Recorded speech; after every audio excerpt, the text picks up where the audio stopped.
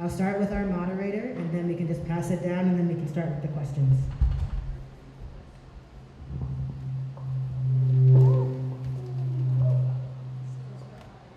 No God. I'm Ashlee Marie Preston, and I am a survivor, and not only did I survive, but I am thriving, and I am, yes, give it up for that.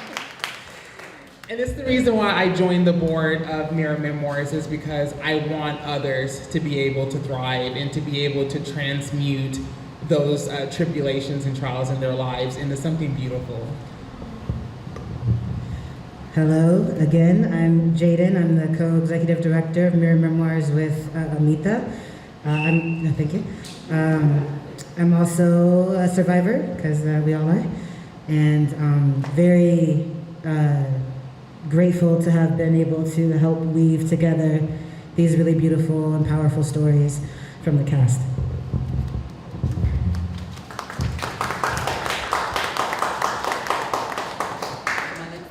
Can you hear me? Okay, there. I'm Alexandra Magallon. I'm a survivor, obviously. This is something beautiful to me, and I am happy that I came today, because I was actually really looking forward to it last night. This is medicine for me, so I keep sipping it.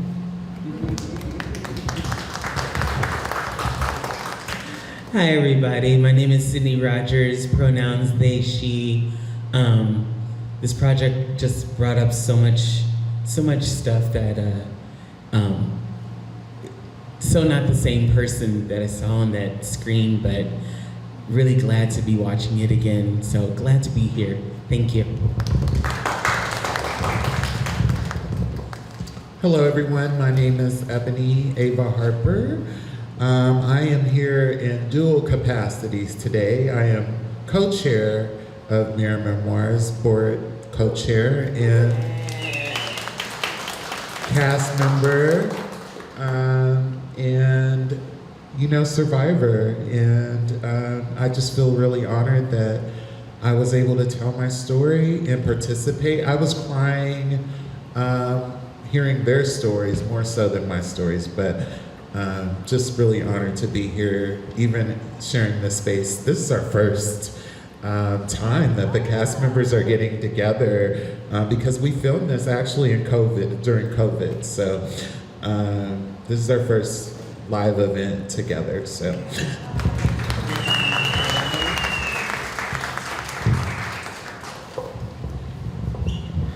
Excellent. So I guess then we'll just get right into it. So the first thing I want to ask is a three-part question.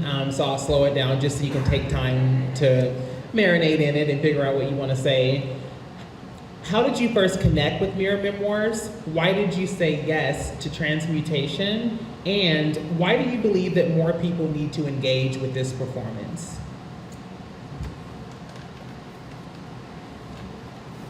And this is for anyone. I see Sydney getting it together, so someone.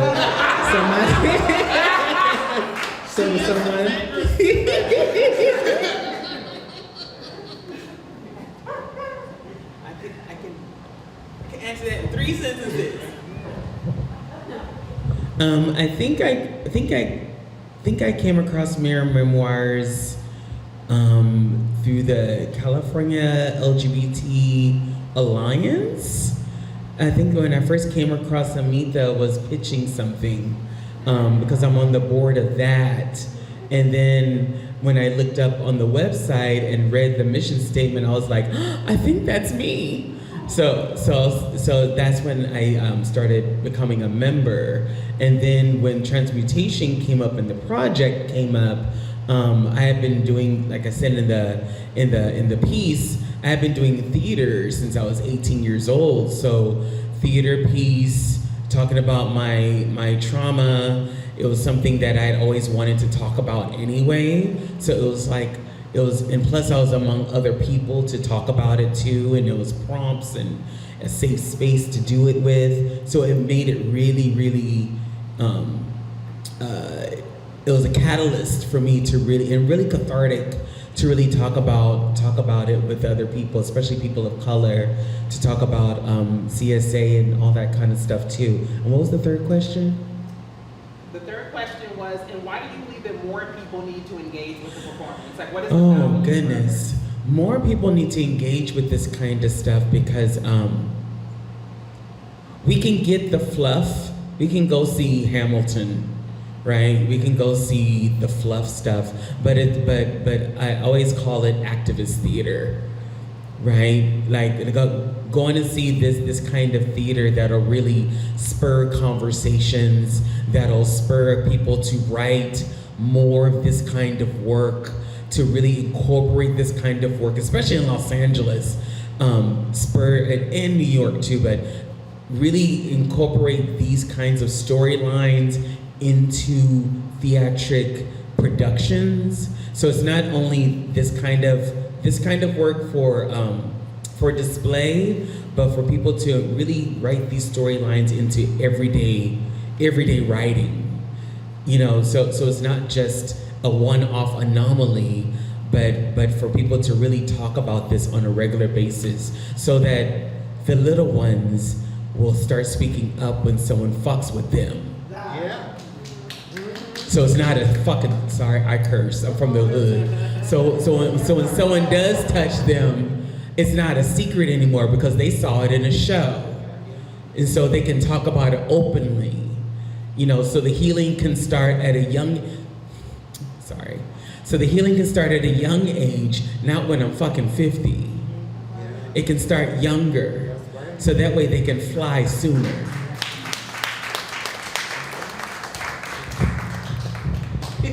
Amen. Preach. You know, I need a paper. My fingers don't work like that. So I first connected with Mirror Memoirs. I live in Sacramento. I'm from LA, South Central, Normandy and Imperial by Southwest College. Okay, I grew up, you know, here, Inglewood. All the older LA girls know me. You know, these younger LA girls, I don't know. But anyway, so when I saw a post online with one of my friends, I think it was Bambi, and I just saw a whole group of trans people, and I saw Mirror Memoirs, survivorship, and I've never seen trans people included in the narrative of survivorship. And so I was working at Gender Health Center in Sacramento as a PrEP navigator at the time. And so I reached out to Amita. I Googled them because I don't know how I got your contact. I think I Googled and got an email and emailed Amita and was like, how can I be a part of this? I want to support your work. And so that began a relationship. From Gender Health Center, I moved on over to the California Endowment. Probably one of the first Black trans women that worked in philanthropy in the nation at the time. And so I took Amita with me in my heart, and same thing with Amita. Amita was calling and checking on me and saying, girl, how they treat you over there, you know. Amita don't play about family, you know. So, yeah, and the reason I said yes to Transmutation is it was obvious to me that I honestly needed to tell my story, and I felt like other people needed to hear my story, and as soon as I heard that Sydney was gonna be involved and all the other cast members, I'm like, let's do this. Let's tell our stories. And I believe people need to engage more with this is because Black trans people don't have the privilege of having survivorship.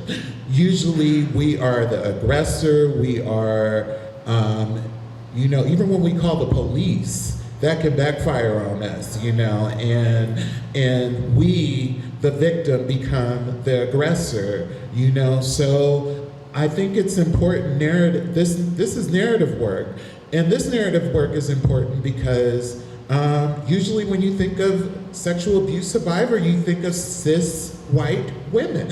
Okay, but here we are, Black, Latinx, honey, different type of women, okay? And so I think this is important because this puts out different narratives and a narrative of Black trans women that have been through hell and back.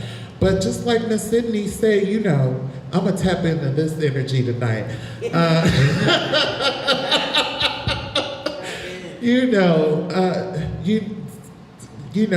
We here, we fight, we still going.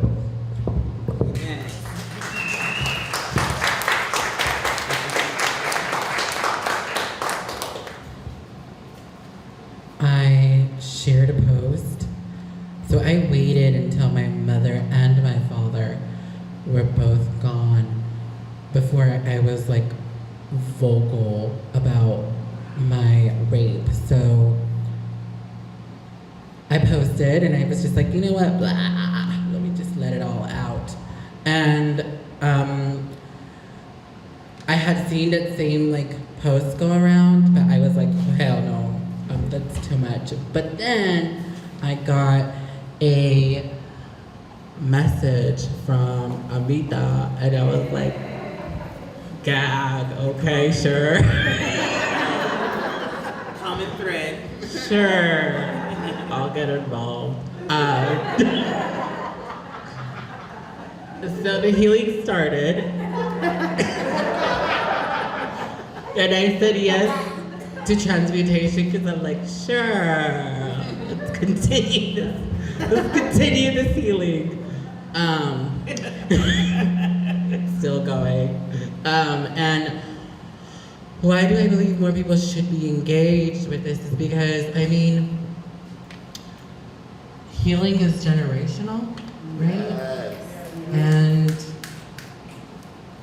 it's the cycles of violence, they're also generational. And so unless we start to do the cycles of healing, we're gonna stay in the same place. So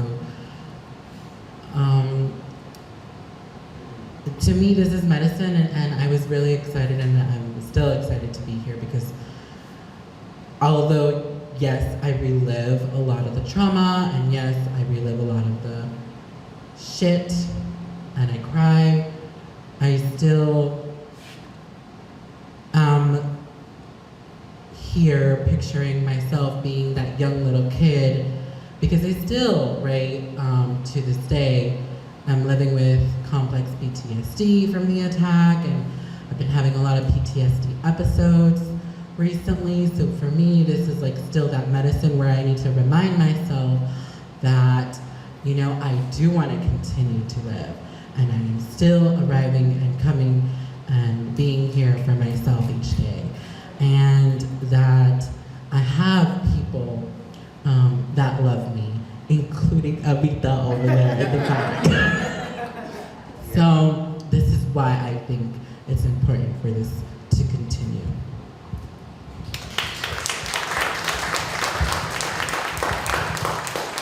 Thank you all so much for sharing that. And I also want to piggyback off of something that Alexandra said when you talked about that process, that deep process of preparing yourself to really, and in essence, relive some of what happened, but also kind of preparing yourself to also come out on the other side of it in the fullness of your survivorship. So I want to ask each of you, what was the process like for you writing and sharing your story? How did you get prepared to get into that space to do that work?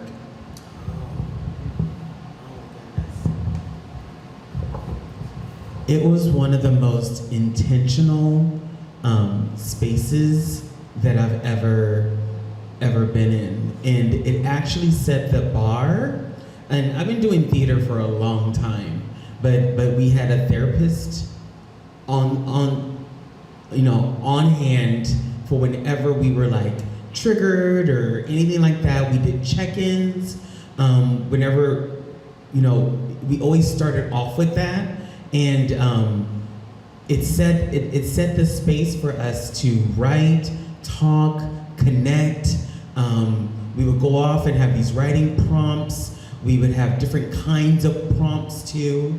It really made it easy to share our stuff, and then we put it together like a puzzle, and then it made the puzzle very easy to put in, and it made it safe enough to share our stories, because a lot of the stuff that we went through was nobody's fucking business.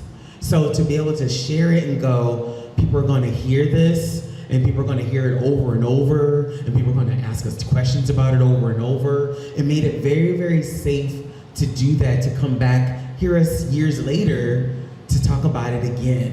And it made it safe for that. And Mirror Memoirs was very intentional each step of the way. And every project I've gone to after that, I've been like, y'all don't have it like Mirror Memoirs, so raise the fucking bar, right? Raise the bar on it, raise it. Because once you've had that taste on it, it's not just water in the green room. It's about setting intention, breathing, checking in, all that kind of stuff. And once you've had that as an actor, you can't have anything less now. Don't give me tap when I've had La Croix, right? Don't go downgrading. So right? Don't go downgrade. It's upgrade each time. But it's one of those things of like, oh, this is how it is to create, because I need those things. And you don't know that you need those things until someone goes, here's a therapist on hand, here. And we had an Airbnb when we were shooting it, and I was like, oh, I don't need an Airbnb, I live around the corner. But then I went to the Airbnb and we were like, oh, there's a hot tub and food and a therapist there, and I was like, oh, damn, I don't wanna go home. Right? It was like, oh, I didn't know I needed this. I didn't know I needed a hot tub. Right? You don't know you need the care until it's put in front of you. Right? And thank you for that. Thank you, Mirror Memoirs, for setting that kind of bar.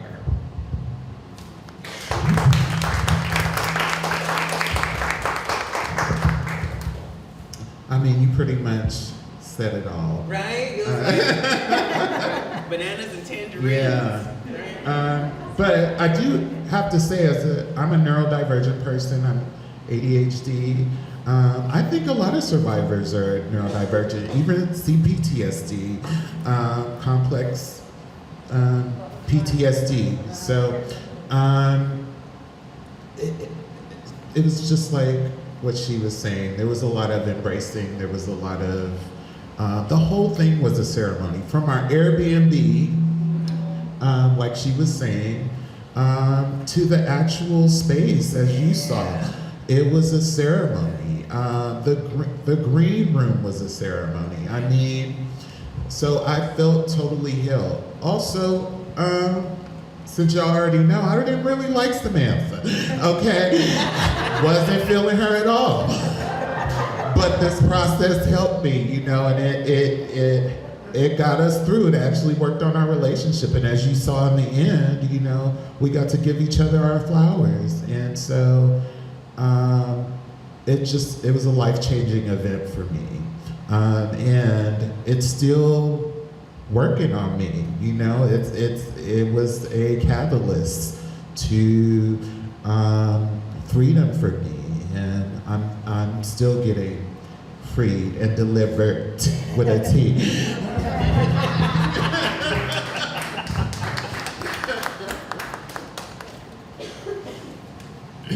So when I had said yes, I started being a part of different things with Amita. So I started getting accustomed to the nice things. You get spoiled, right? Dude. So for processing for me, I was like, I need comfortable chairs. I need them to be like sofa. I need, because, well, I don't know about y'all, but for me, I wear my trauma in my belly and in my back. If you don't know where your trauma is, I invite you to like feel your body and see where it's tense or see where you're feeling the pain. That's where you're wearing your trauma. And I learned that also through Amita. But anyway, so yeah, I was like, this is where I wear my trauma and this is where my trauma lies. So that's my processing. I was like, I need, soft. I need X, Y, and Z. I need to lay down. I don't want to write anything right now. So that's how I process that.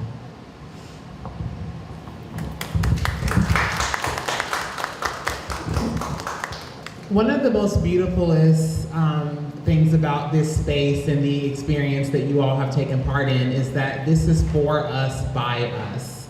And I think that that's such an important thing because oftentimes when you hear stories of survivorship, it's through the lens of trauma porn. And it's not taking into consideration that there's the potential to create more harm to the people that are supposed to be represented in that storytelling if it's not carefully done. So I want to pivot over to Jaden and ask Jaden, how would you define ethical storytelling? And what has Mirror Memoirs done to try and embody that through Transmutation?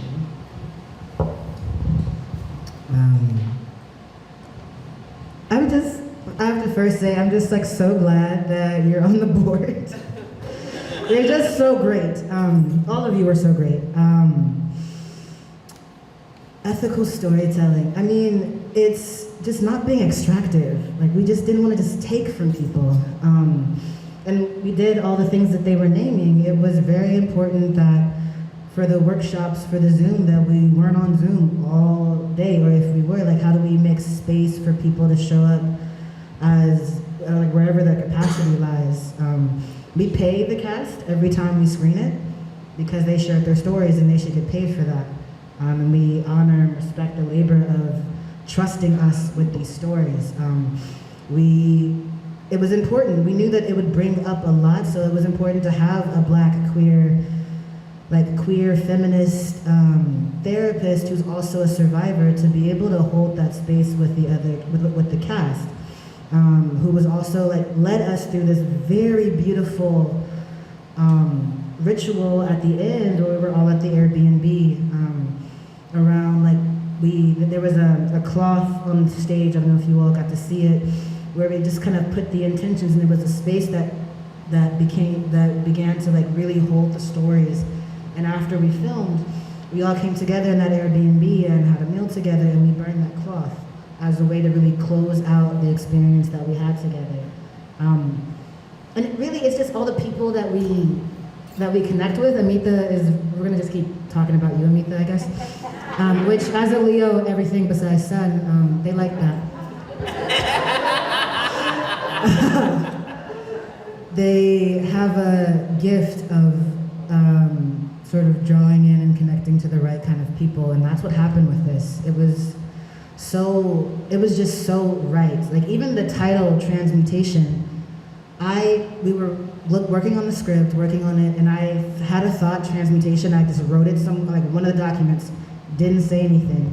Later that night, Amita had a dream or something about transmutation, and the next day was ready to be oh my God, I had this thought, transmutation. I was oh yeah, me too. It was just like that for the entire process. And really, being in partnership with the cast, not thinking that we had ownership over their stories. Whatever they shared in this, it's not ours to keep. We're just holding it with them. And too often, when there's survivor spaces, there's an expectation that if you're going to share your story that's going to be a part of someone else's project, they now own that story. And especially for Black trans people who and CSA survivors who know what it's like to not have our stories be our own, or to know what it's like to have someone tell us that they own us and own our narratives. It was so important that they be able to do whatever they want with their stories, and also have agency over what was included and what was not. We didn't, we made sure to check in with them about this is what we've got so far based on what you wrote. is there things you want us to change? Are there stories that you want to just keep for yourself? And there were some of those things, and it was important to just take that out there. It wasn't a back and forth or like, oh, but it's so crucial to the story. Like, no, it's like, if you don't want that, then it's gone. And it was that simple. And we, like, literally everything about the project was about being in relationship with people. And even as we connected with the theater, and the sound house manager person was also a trans survivor, and like just by hearing the project was so impacted, and like offered to give us extra mics and like extra lighting stuff and like all kind of stuff, because she was also so impacted and had never been in a space where we were centering these stories. I think I answered the question. Okay, cool. One thing about Jaden, he's gonna let us have the truth. 2 or 3. I know that one of the things for me as someone who is in media, and I'm a public figure, and I remember talking about my survivorship and how that deeply changed my life. Like, there were some folks, oh, I need you to get it together, there you go, okay, and we're back. I know that there were some folks who came to me and was like, you know, thank you so much for opening up in this way. I feel seen, I feel like I'm not the only one, and that was a beautiful thing. And then there were other people that I had to kind of set boundaries with, people who weren't a part of this experience that we have, people who were being very voyeuristic and very, very, you know, inappropriate about how they engaged me about my experiences. And so I want to open it up and just ask you all, as individuals who are out in a very public way about being survivors, how did that moment shift or change your life now that you're living out and open as a CSA survivor?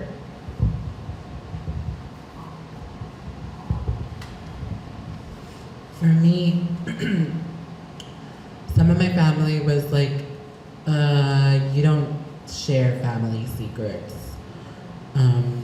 So some family were like, just step away. And I'm okay with that, because, I mean, you know, whatever. Some family members, mostly my sisters, were like, the majority of them, I had 6, but they were like, me too, and this is who, and it was, in a sense, me guiding them like Amita did with me to my siblings. And then my sisters, because they're all older than me, guiding their children through their trauma. So those are the cycles of healing that happen once I recognize my cycles of violence that happened to me. So, cycles of violence, you know, cycles of healing, so, yeah. In regards to the general, like, public, some people, I got the same thing that you got, Ashley. But honestly, it was like, you know, and I'm always there for the person that's trying to heal. Just because, like, I was fortunate enough to have that given to me, or, you know, had that container for myself through Mirror Memoirs, and so I think, like, why not pour into somebody else's cup when my cup right now for this is, you know, full, or, you know, for that particular thing, because my cup is empty for other things, but you know, I can't pour, but anyway. Thank you. Being a public figure is always weird, right? I get people reaching out to me like on Grindr or something. They're like, oh my God, can we talk about this? I'm like, look. Thank you for saying hello to me on Grindr, right? I'm trying to get my groove on and you want to talk about You want to talk about your abuse and stuff on Grindr. And I'm like, can we talk about this later? Thanks. But, right? Or it's 3 a.m. on Instagram or something. You know, but it's one of those things of, I have to always remember that I've had this experience of, I have a privilege of being a public figure. And I have a privilege of doing the work that I do. So when someone does reach out, I have to remember that I am a vessel. I'm a vessel from universe. I am a vessel to be there for someone. So on Grindr, I'll go, thank you very much. Thank you so much. Thank you for reaching out. I appreciate you reaching out to me. Can we talk offline somewhere else? And stuff like that. And usually they go, no, I just wanted to say thank you, have a good night. Okay, cool. You know what I mean? And I've never been that one to go, oh, why are they talking to me? No. If they're a fan or they're reaching out, I think about they took so much courage to type that DM to me and say hello to me. Who the hell am I to be like, ugh, don't be hitting me up and blah, blah. No, I be gracious and be nice and say thank you very much, yada yada. Now the ones who do think, well, you need to say hello to me and stuff, instant block. Wow, that's it. But I realize I have a privilege of walking into rooms and I have a platform and I'm still trying to figure out where else, because now the bell's rung, where else can I talk about this more? Should I do a podcast? Should I write a book? Should I go on a speech tour? Yes. Right? Yes, to all of it, right? Should I write essays? Should I write, all these things come up too of like, where does the opportunities go and stuff? I'm in school right now to get my master's in social work. So I'm like, yeah, y'all can clap for that, yes. So I'm like, what do I do after that? And healing comes up, healing for trauma comes up, healing for artists in trauma comes up with a social worker lens, and CSA trauma is absolutely part of that too. You know what I mean? So being a public figure is like, okay, I've done this, what else can we do? Where else can we go with this? That kind of thing. So it gets me very, very excited to see where that goes. And it's always humbling to be where I am right now too. Thanks. What Sydney said, where I was almost 2 years ago when we filmed this, I'm not at the same space today, even as a survivor. And even as survivors, we evolve. Sometimes even our story evolves, and the way that we tell our stories evolves. And our boundaries. Your boundaries today may not be the boundaries that you had yesterday. Now, you may be on Grindr yesterday saying, come bring me all your weak and weary. but today, you trying to get it down, baby. We ain't talking about no survivorship today, baby. I mean business. So, I just want to say that it's okay to hold space for us wherever we are and have compassion for our community wherever they are and realize that we are individuals and that's the beautiful thing about being human. And conservatives have tried to dominate who we are and tell our stories for us and say that we are these groomers and perpetrators just because you're trans, just because you're black, just because you're queer. And I feel like this project has given us our power back and have empowered us with us being able to tell our own stories. And that's so important as Black, API, South Asian, Latinx folk, queer trans people of color. that is so important to tell our stories because, you know, sadly, there's not a lot of places we can go to hear our stories and where we could tell our stories. And so I'm just grateful, and I'm grateful to be in this space with all of you here today and feeling this vibe going on right now.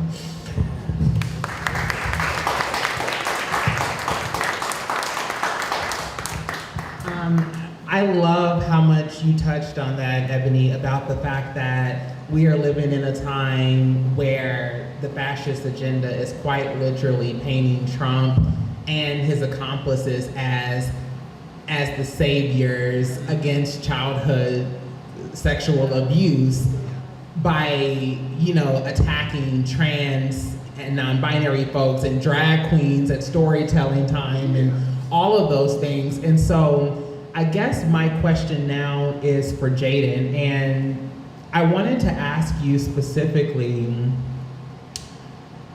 about the importance of uplifting child sexual abuse survivor narratives, the importance of uplifting the ones surrounding Black and Indigenous, trans and non-binary folks, and why it's important for us to amplify these stories in a time of increasing fascism.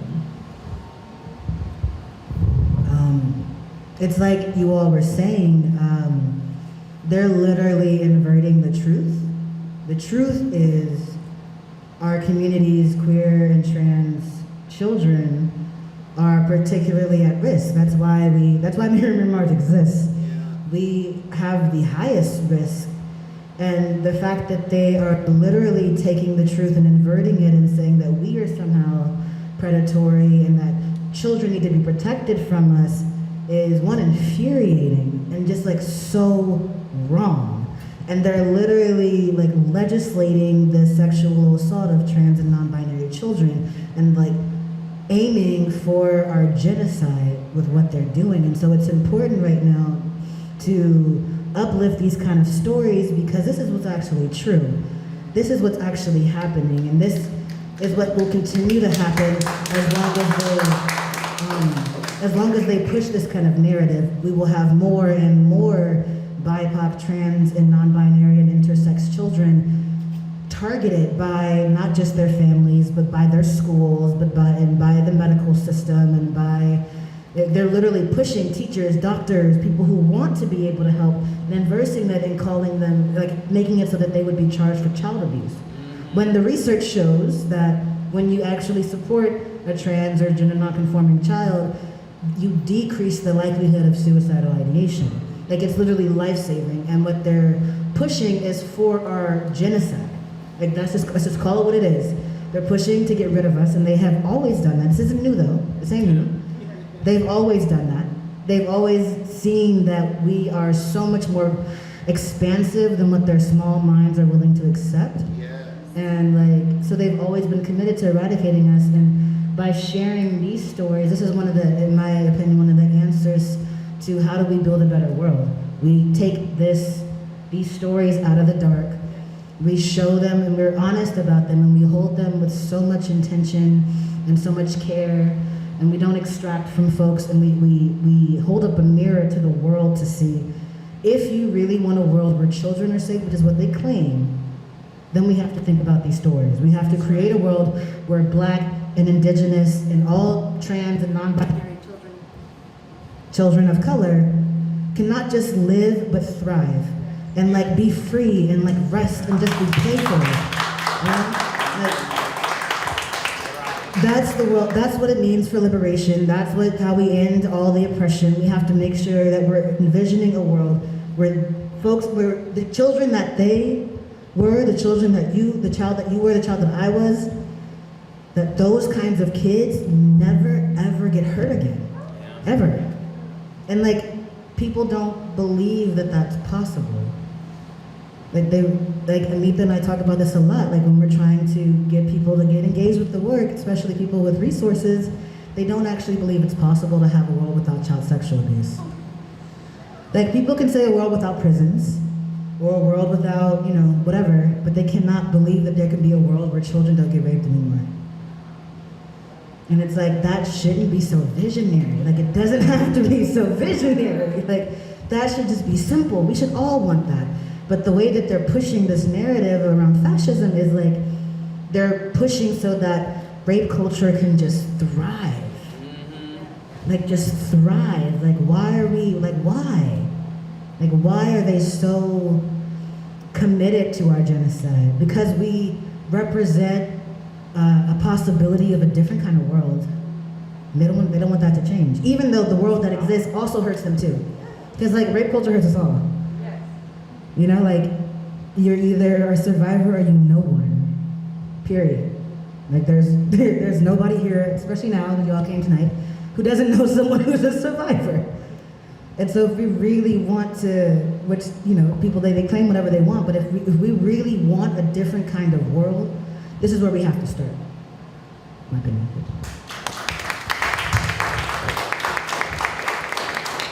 I know how you feel about the state, but if you ever decide to run for office, I think we got you in here.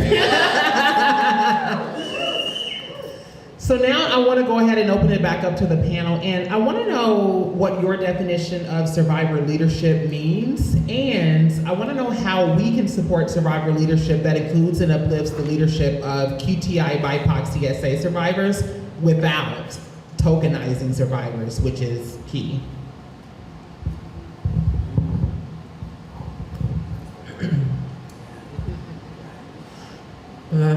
I mean, that's in a world where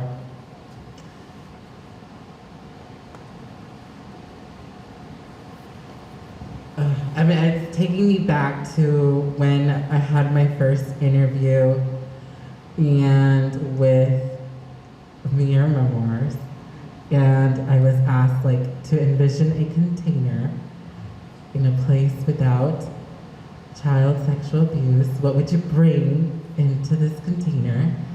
And so that's all where I went, right? And so if I were to envision a place that had survivor leadership, it would look like taking naps, taking rests, taking space, comfort, food, acknowledging that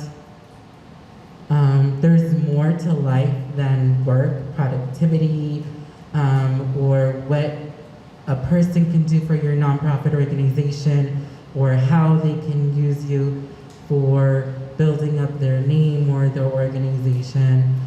It would look like actually acknowledging that people have disabilities, whether they be autoimmune, whether it be complex PTSD, like really, really sit down and acknowledge the fact that we all just went through some fucked up trauma.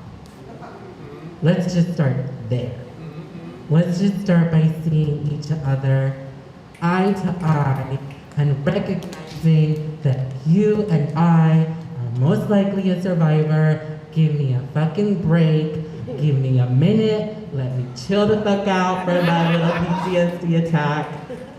I need a minute, or I need a day, or I need a week. And you're not gonna take that out of my sick time. That's what survivor leadership begins to look like for me. Yes. Ooh, let me just, yes, and, I love that you do that in theater. Yes, and survival leadership also, for me, is about being visible. That we don't do everything perfectly, and that's okay. With the rest and the respite, that I can make a fucking sandwich and eat it in peace. It's about dismantling. It is about burning things down, but also having a plan to build it back up. And what does that look like? It's about people understanding what their privilege is, whether it be males, white people, or people with money, or whatever that is, and knowing that that privilege has come out on the backs of other people. And I'm talking all the way back to slaves, that has come on the backs of other people. And what does that look like? Because I'm talking about survivors, slaves have survived. And what does that look like? And the generational trauma that has come from that. The pain and suffering that has come. And as we as survivor in leadership too, I don't have to carry that trauma and have it define me when I walk in the room constantly. You're so brave, you're so articulate for a Black person. You're in grad school? That's amazing. No, bitch, I applied. What are you talking about? I applied to grad school and I got in. Yeah, that part. That's what it looks like. I didn't, right? Yeah. But there's, you know, there's that whole, I call it the broken wing syndrome that we get, that people like to put us in as people of color or trans people, that we can't be strength or done by our own merits, that I must have gotten in from affirmative action or whatever, that I couldn't have gotten in because I'm fucking smart. Yeah, I'm smart. Yes, I'm smart. It's that whole thing of like dismantling that, and how do we do that without tokenizing? You know, how do we do that? And do it without, and how do I do that without being angry all the time? So along the lines of that, I have a personal responsibility. Survival leadership also means, for me, I have a personal responsibility to heal some shit. I have to heal. Because walking around like this, first of all, it breaks my nails, but walking around like this is exhausting. I can't walk around with my fist up, literally and figuratively all the time. I have to heal it. So it starts with that too. Thank you. Always fire.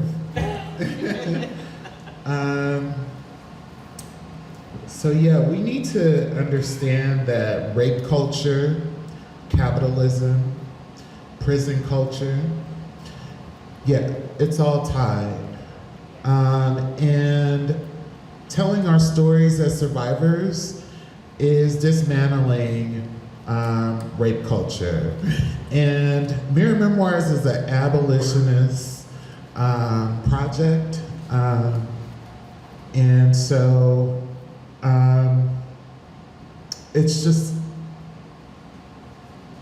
it's important. Most survivors that are, I'm sorry, I'm finding my words. Okay, thank you. Breathe. Sorry.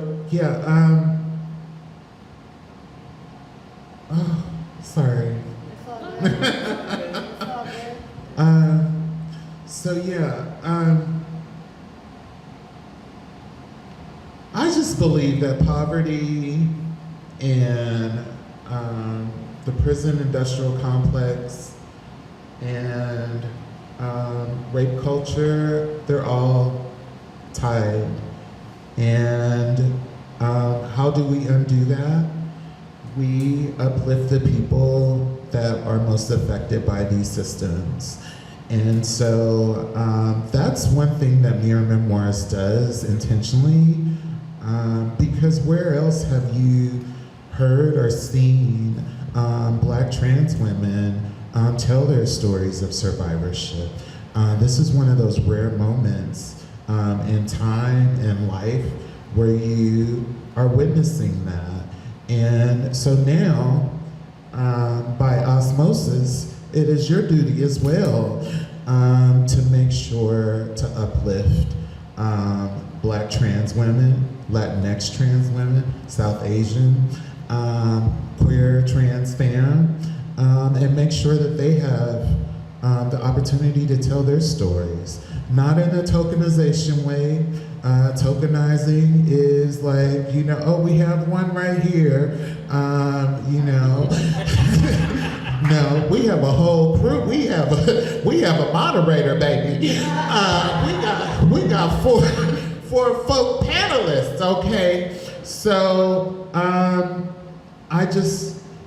am so honored to be a part of this project, and I just feel like it's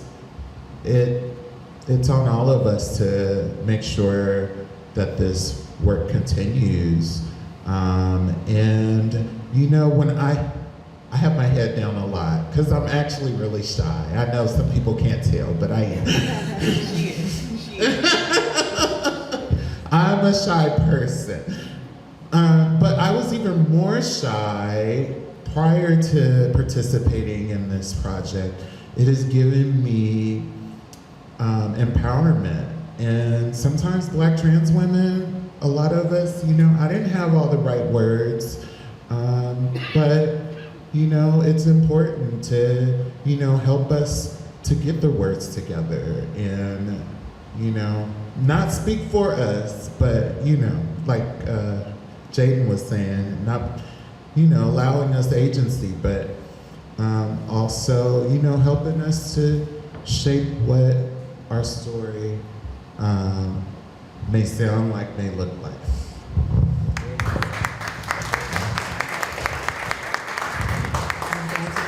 I just wanted to add a little bit to that around survivor leadership.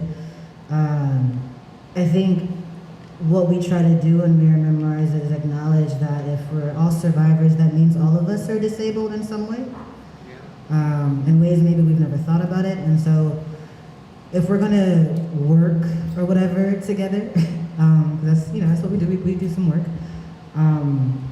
We have to have an environment that honors that. And so we do that as, you know, led by and for survivors by having a 32-hour work week and not like getting paid less, you know? We are closed all of August and we don't take anybody's paid time off. We're closed from December 23rd until MLK Day because we need to be, because the work is hard, without taking anybody's paid time off or vacation days, because people need access to that. And we know that the nonprofit structure isn't going to bring about liberation or the revolution or whatever. But how do we use the container that exists right now to share resources? It looks like being in relationship with each other. And I personally am introverted and don't like being around people often, or ever really.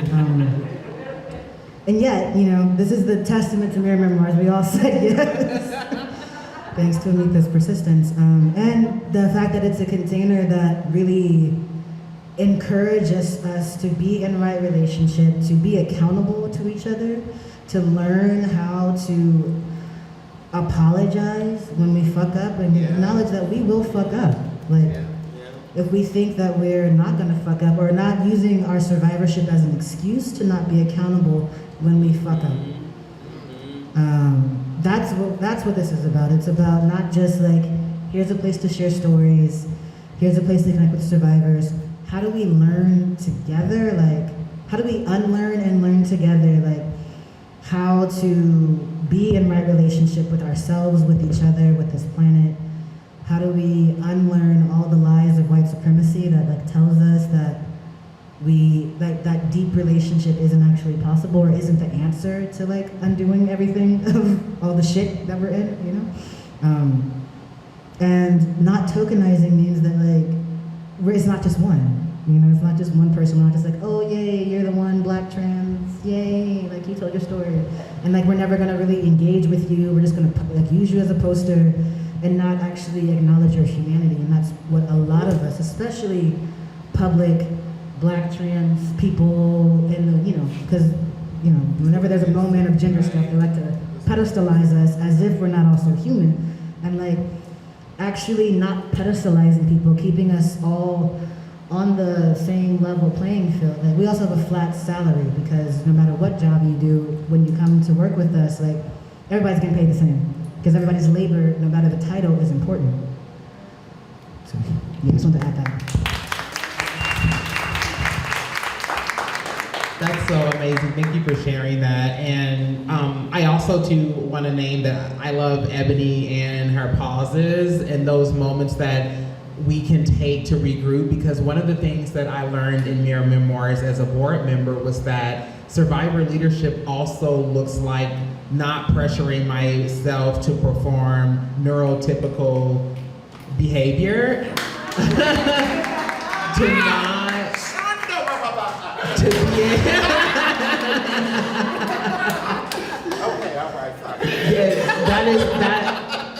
that is so important. So the last question, because I know that folks have had a full evening and we want to make sure that folks get their rest as we all need it. I want to open this up to everyone. Why center abolition as a strategy for ending child sexual abuse? And for those who may not be familiar with the term abolition, can you maybe add some context to that as well? I'll just start with how we talk about it in Mirror Memoirs. When we say abolition, we mean that every entity of the state is an agent of harm and has inflicted a lot of violence, especially on our people. Our folks have been raped in foster. I say the foster care system is the largest trafficker, especially of Black children. Okay. In hospitals, in psychiatric facilities, by doctors, by social workers, by everybody, every agent of the state, every system of the state is set up ultimately to genocide us. And so if we're really gonna be about like trying to bring an end to this, we cannot depend on a system that literally was set up with our death in mind. Like set up every system in this country. Like if we think about this experiment of the United States, okay? Like it was rooted in also like the rape and genocide of children. And so, anything that it represents that cannot actually be the way that we bring about an end to this. And so that when we talk about it, we're talking about like, we don't want to fuck with any of these systems. Yes, we believe in harm reduction and like, we know that our folks, especially our Black and Indigenous and other folks of color, like will often be pushed through these systems. So how do we sort of lessen the blow in ways that we can, but we don't believe that any of the state is going to bring about any end to any violence whatsoever. So that's why.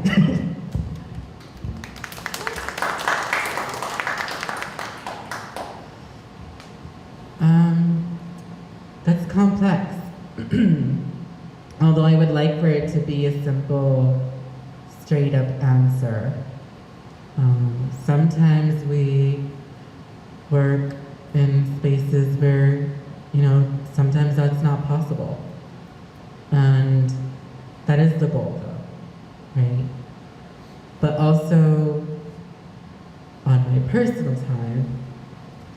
time, setting up those systems with your loved ones to be like, if I am having a CPTSD episode, or if you're having an episode, whatever that might look like, what can I do to best support you so that we do not have to get these systems involved? Right? Having those honest conversations with your core people, or even if it's not your core people, but if it's your co-workers or whatever, and you know that there is something affecting them, just have that conversation of like, hey, is there an alternative and what does that look like for you, right? And who can I call or what can I do to best assist you? I think as simple as that, as like to try to, for those of you that are not like doing abolitionist work or like, what can get you there, right? And it takes steps because we have to like basically unlearn so many different things that have been drained in our brains, right? And so when I think of that, it's like, probably do not call the police, probably do not call X, Y, and Z, and probably call somebody that's gonna nurture and care for me, give me food, calm me down, like somewhere where I'm gonna be at peace. So I know that that may be like a different route, but again, it's a complex thing because dependent on what you are able and not able to do at specific points in time, that's what I like to do. I like to have those conversations with those who are close to me, be like, what is an alternative for you?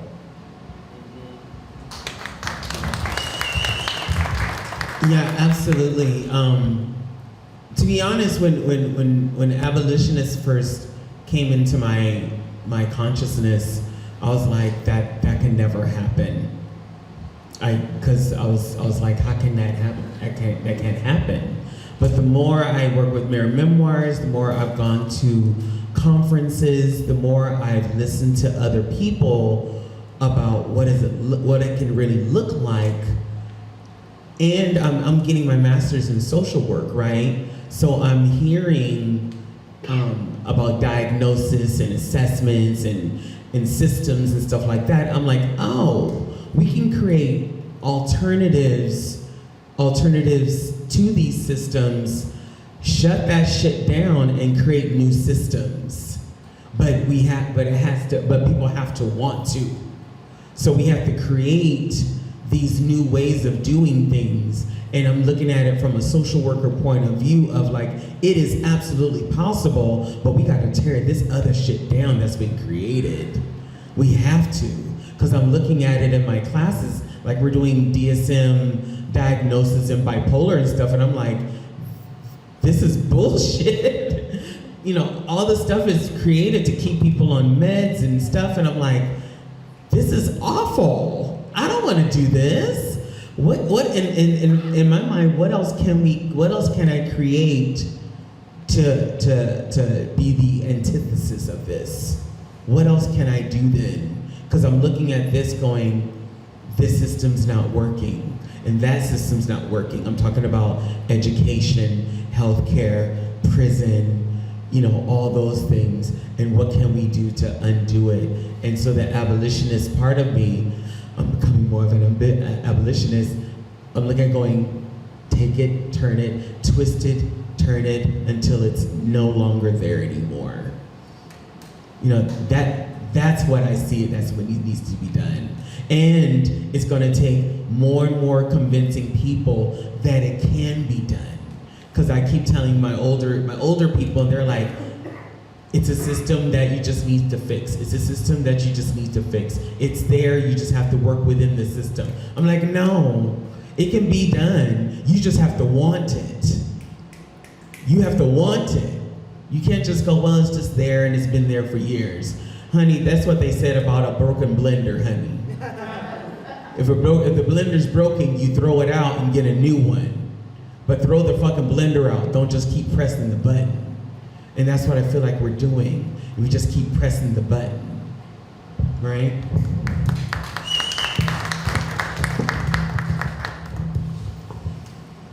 I say we burn all this shit down, darling. Blender and all, baby. But not grinder. I'm not ready for that one. I need her just for one more night. No, I'm kidding.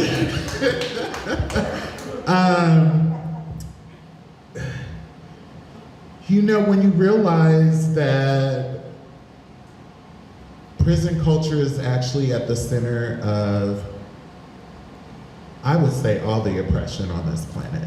We are on a floating oasis in space. And this is what humans have come up with. Can you believe this is what humans have come up with?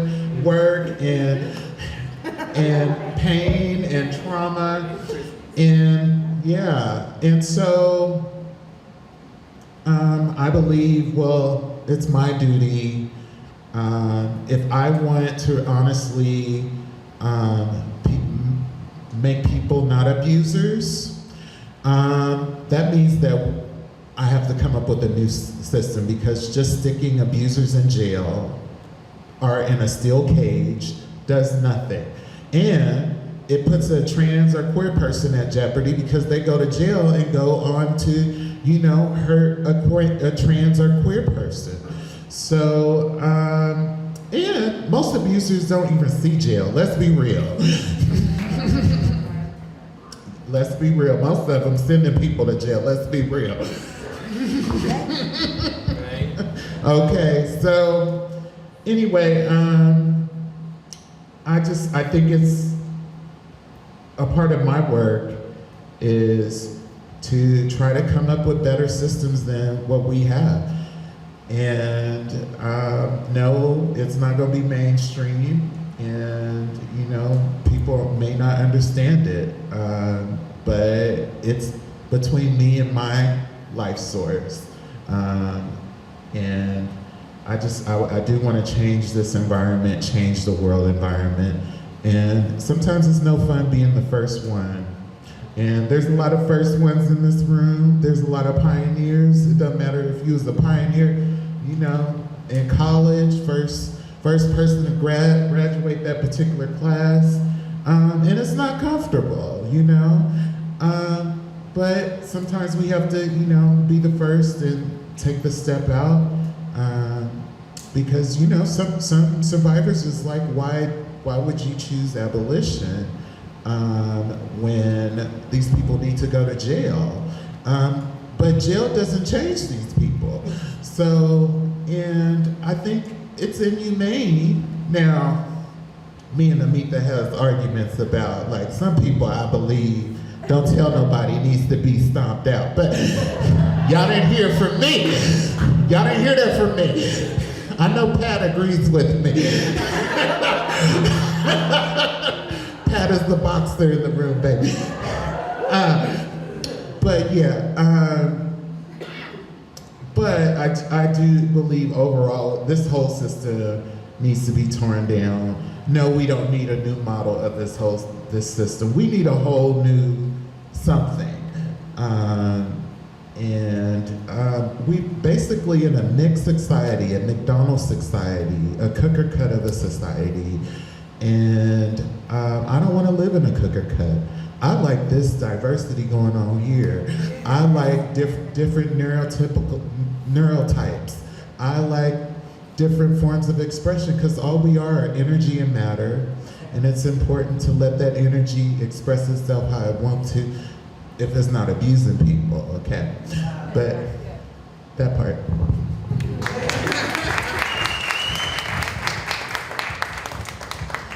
Thank you all so much for all of your amazing answers. Can we get a round of applause for our amazing panel?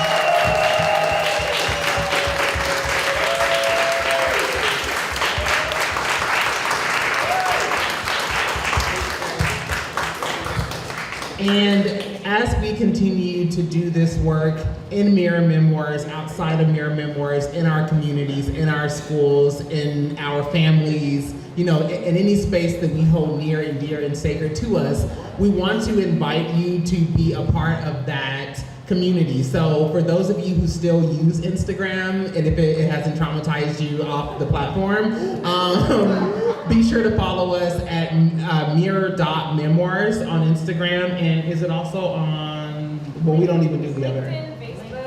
LinkedIn, Facebook, or mirrormemoirs.com as well.